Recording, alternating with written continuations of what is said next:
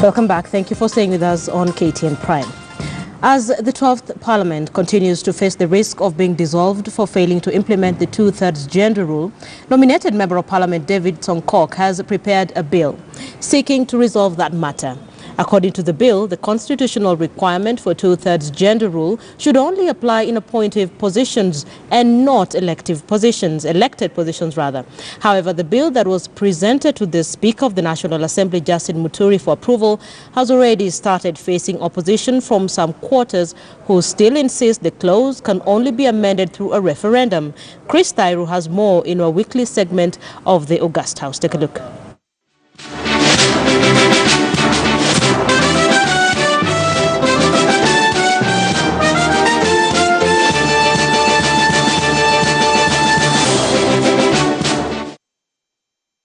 Which is that the motion is negatived. The fourth and the last time that Parliament failed to pass the two-thirds gender bill due to lack of quorum, women parliamentarians came out in protest, threatening to move to court seeking the dissolution of Parliament and that there will be no referendum until the bill sails through. However, since then, the women leaders have gone mum, and now nominated MP David Songkok has prepared a bill that seeks to exempt elective positions from the two-thirds gender rule. So what I intend to do is to delete two-thirds gender rule in Parliament, to exempt Parliament, that is both houses of Parliament and County Assembly, from two-thirds gender rule, so that this two-thirds gender rule can only apply to appointive positions like cabinet secretaries, principal secretaries, chief executive officers. According to Songkok, the process of nominating women to fill those positions have never been transparent and is full of loopholes. Hence, women should learn how to fight for their space. We have seen these nomination slots being nomination of friends, relatives, girlfriends, and that is why I refer to them as slay queens, slaying their way into the National Assembly, slaying their way into the Senate, and massaging their way into County Assembly. The gender bill, in fact, I don't want to touch it anymore. And it has a history. I was in the 10th Parliament. The gender bill was started by Mother Karua. It couldn't go anywhere. Honorable the late Mutula Kilondo took it over. So if you read the history, it is about the male chauvinism in the Kenyan Parliament. And I can tell you from where I sit, now I am tired. Tired of lobbying for a bill that has failed to gain the support of majority of members in the House. The government of Kenya is not committed to the cause of women. Yes. Now Kenya in this region is a leading nation in many things. It is such a big shame that Kenya has remained behind when it comes to voting for this affirmative action.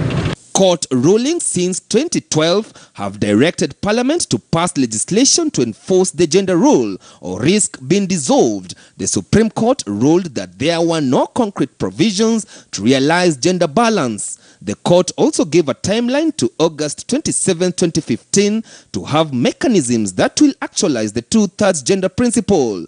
I have found out that I need to deal with Article 100 of the Constitution. And if we actualize Article 100 of the Constitution, then the story of the two gender, what I'm saying is very controversial. But I think that is the route myself and the Speaker are taking. I'm sure the women of Kenya will not be very happy with me. But Parliament has failed, in fact, to implement Article 100 of the Constitution, which talks about, representation for women, youth, minorities, marginalized. There's every chance, and there's a very high chance that the bill will sail through. Because if you listen to the arguments of the members of Parliament, whenever they refused to pass the previous bills, it was on account that, one, it was going to increase the financial burden to Kenyans who are already burdened. Number two, that we may not even get the right people coming in to just appointments for the sake of appointment. In fact, it brought in the discussion and the debate whether the women representatives have actually had any real impact that can be quantified or can be perceived. According to constitutional lawyer Dennis Anyoka, the amendment does not require referendum. Now, the Constitution provides both referendum, oriented amendments and amendments that can be done by way of a bill. This one does not need actually a referendum, because it's not deleting the entire clause. It's actually varying the constitutional provision to still maintain the same but give practicability in terms of how the same could be implemented. So really it will not need a referendum. In the meantime, Parliament has directed its legal team to challenge the decision of the Court of Appeal that found MPs culpable of failing to enact the elusive 2/3 gender rule as required by the Constitution. Parliament tagged their hopes on the 6 Supreme Court judges that they will spare them on grounds that it has tried without success to put measures in place to pass the law. Chris Dairo, KTN News.